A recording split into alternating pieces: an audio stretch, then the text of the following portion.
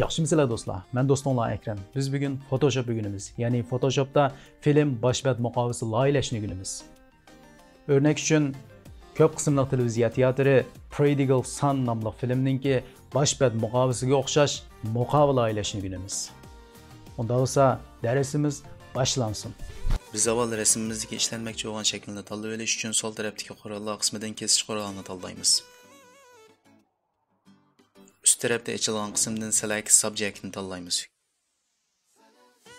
Ko'rayotganlaridek biz işlemekçi olan şekil tanlandı. O'ng tarafdagi pass'ni tanlaymiz. Konuk taxtasining altini besib turib, eng ast tarafdagi Make Work Pass deganni tanlaymiz. Açılgan ko'znakdagi bo'shliqqa men 2 ni tanlab oldim. Layer qismiga yenib kelamiz, rasmni kopyalab olamiz.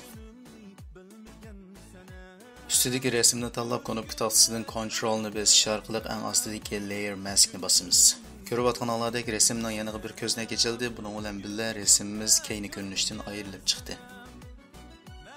Resimni yaqinlashtirgandan keyin qalamni tanlab olib, kesilmay qolgan ba'zi qismlarni tangishib olamiz.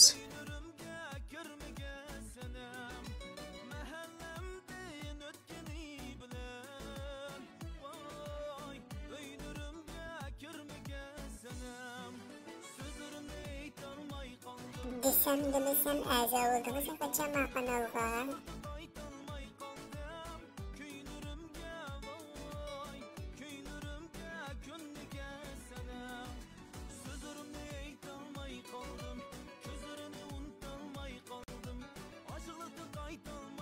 Üst tarafdan select'ni tanlaymiz, açılgan ko'znakdan modify ve onun içinden expand selection degan tanlaymiz. Açılgan ko'znakdagi bo'shliqni 15 qilib itimiz. Endi ostidagi rasmni tanlagandan keyin uni ko'paytirib olamiz va üst tarafdagi editni bosamiz. Açılgan ko'znakdan content aware fill deganni tanlaymiz.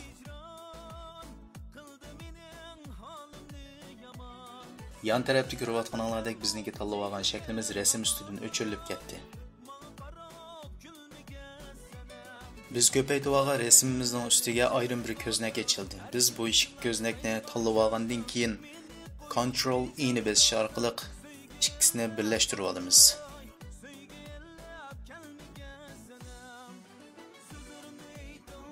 Birlashtirib olgandan keyin sol tarafdagi qalamimizni tanlaymiz va maskalab olamiz.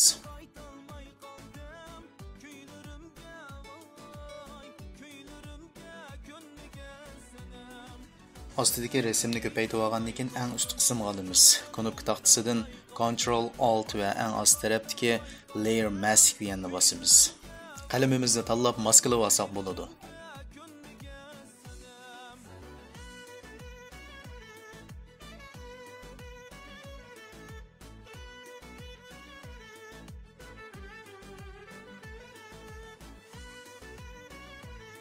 Ostidagi resimni tanlab etgandan keyin sol tarafdagi tanlash quroli orqali bosh qismini kesib o'tamiz.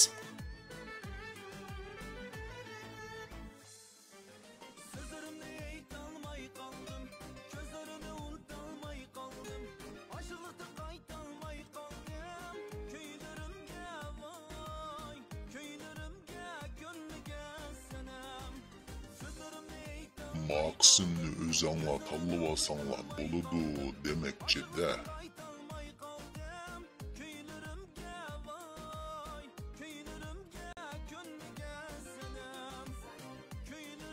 Emdiki növbətdə ən astidagi resimni ko'paytirib olamiz və üstidagi ikki resimni tanlab olgandan keyin astidagi gruppalashtirish deganni bosamiz və ikki resimni bir grupp holatiga ekilib oldik. Üstidagi ikki resimni tanlab olgandan keyin bularni gruppalashtirib olamiz. Ostidagi resimni tanlab ko'paytirib olgandan keyin ko'paytirilgan resimni eng ust qismga olamiz va sol tarafdan kesish qurolini tanlab etgandan keyin select subject degan tanlaymiz.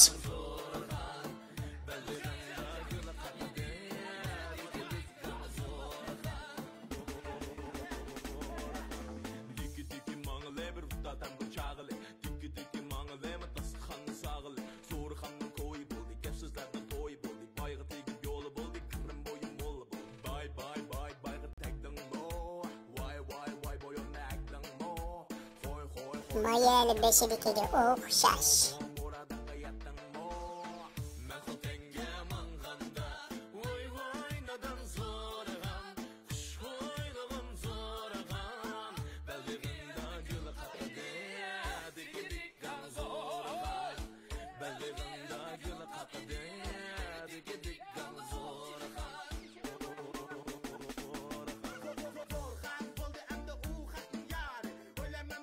yaxshi narsalar maxfiy qolmasin debdikan. Onalar.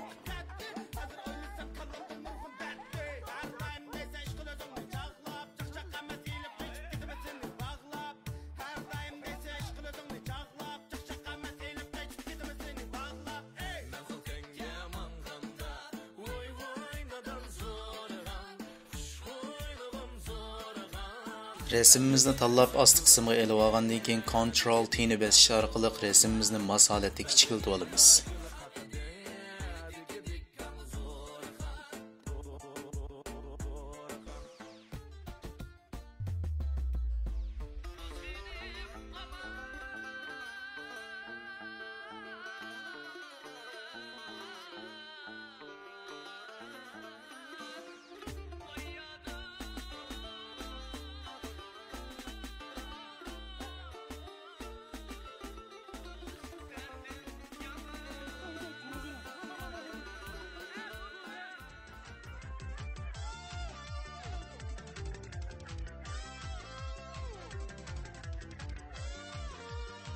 Ctrl J ni bosish orqali 2 qatim ko'paytirib olamiz.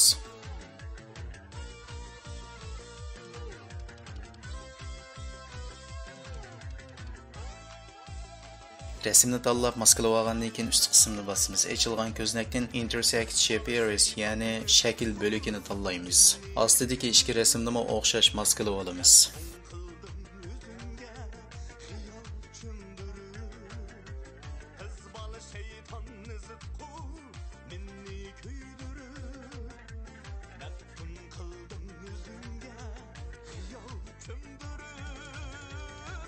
Kesip bo'lgandan keyin shakllarni moslashtirib olamiz.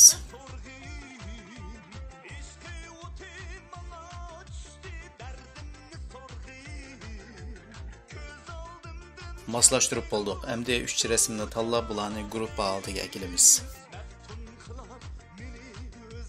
Endi biz kesilgan qismlarninki iç yüzünü laylaymiz. Bunun için biz qalamimizni tanlab olgandan keyin bir shakl chizamiz va ost tarafdagi adjustment layerni tanlab ochilgan ko'znakdan solid colorni tanlash orqali bu yerdagi rangni tanishib olamiz.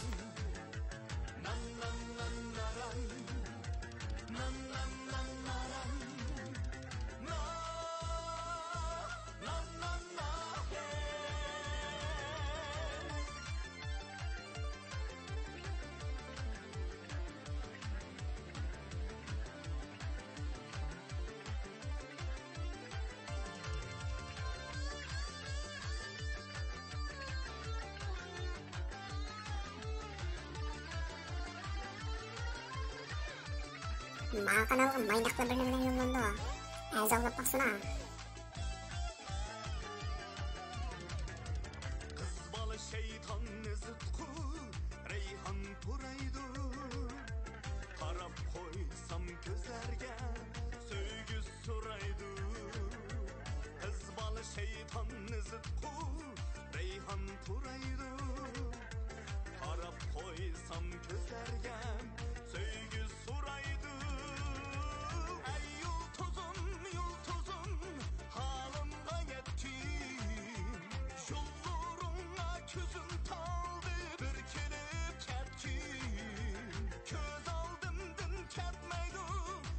Sızgan 3 şeklini tanlagandan keyin bularni gruppa holatiga kelamiz va rang tanishaymiz.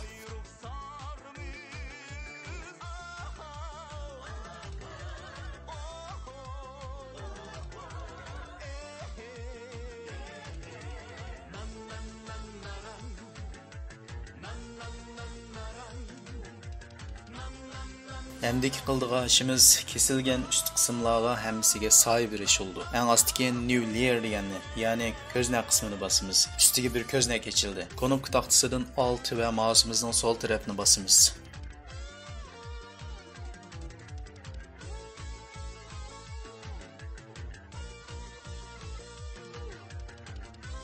Bo'yash qurolimizni tanlab tanishib olgandan keyin üst tarafdagi rang tanishlash qurolimiz orqali biz qaysi rangni bermoqchi bo'lganligimizni tanlab olamiz va bo'yashga boshlab ketsak bo'ladi.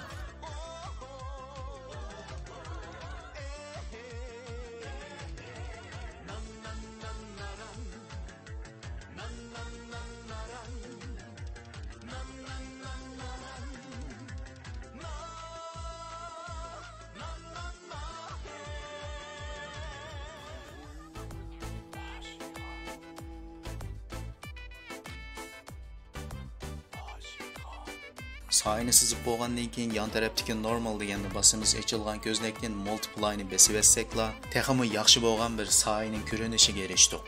Shuning bilan birga yan tarafdagi opacity qismi 90 qilib yetamiz.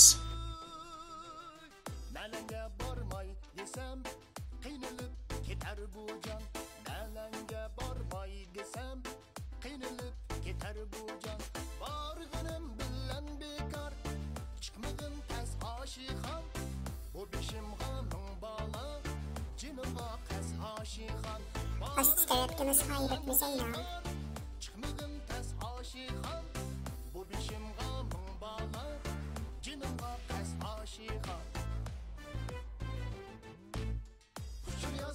Sırt qismining soyasini tanishib oldik, endi iç qismining soyasini tanishamiz. Buning uchun yana o'xshash new layer, ya'ni ko'znak qismini tanlab olgandan keyin knopka taxtasidan alt va mouseimizning sol taraf knopkasini bosamiz.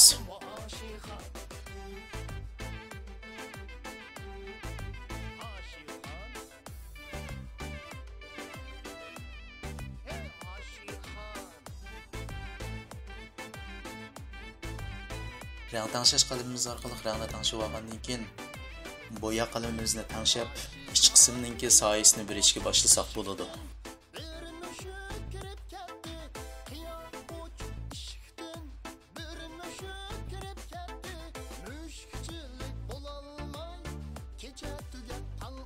Bununla o'xshashlar yan tarafdan multiply qismini tanlab, opacity qismini 75% qilib yetamiz.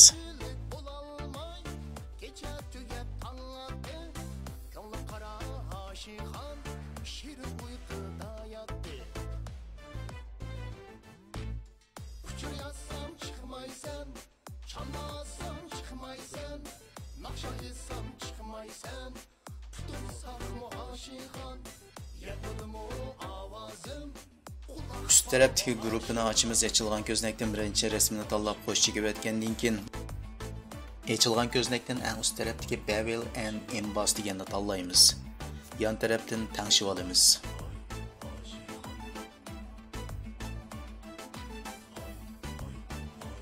Rasmimizning o'ng tarafga paydo bo'lgan FX qismini mouseimizning o'ng taraf knopkasini bosish orqali ochilgan ko'znakdan create layers deganni bosamiz. Ko'rayotganinglardek üst tarafga ikki ko'znak ochildi. Ostidagi ko'znakni tanlagandan keyin knopka taxtasidan alt va eng ost tarafdagi layer mask deganni bosamiz. Ustidagi ko'znakni tanlagandan keyin ost tarafdagi layer mask deganni bosamiz. Yon tarafda ochilgan ko'znakni tanlab o'tgandan keyin bo'yash qadami orqali o'chirib yetamiz.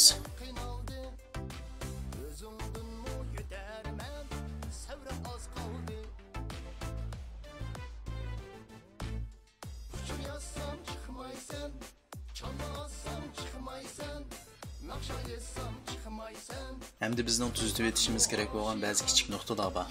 Eng ostidagi guruh qismini tanlab ochilgan ko'znakdan birinchi rasmimizni tanlaymiz. Sol tarafdan yamaç qurolini tanlab u qismni o'chirib o'tamiz.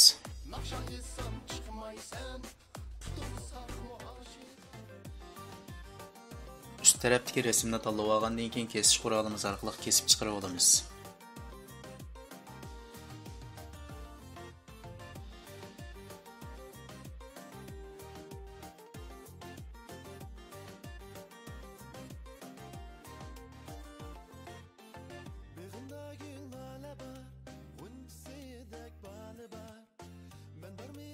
Eng ostidagi rasmdagi bu ahvolni o'ngshash uchun yan tarafdan kilolash qurolimizni tanlab olgandan keyin bu ya'ni o'ngshib yetamiz.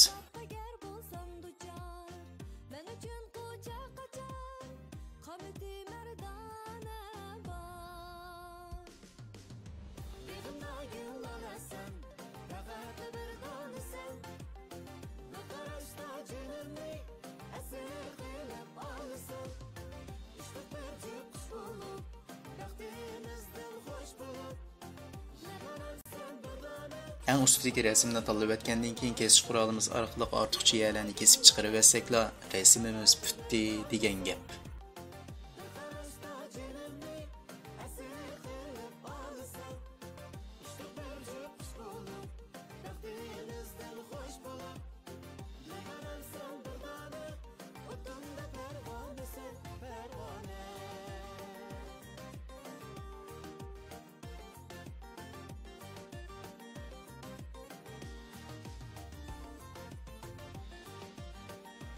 teng-tenglashib o'tamiz. Ma'lumotlarning g'azab ochiq keladigan bo'ldi-da. Ko'rayotganinglardek bugungi darsimiz mushu yerda oxirlashdi. Agar darsimizni yoqtirgan bo'lsanglar, kanalimizga a'zo bo'lishni va hambarlashni unutmanglar. Unda bo'lsa, omon bo'linglar, ketdik. Şirin şeker sözü, açık azar.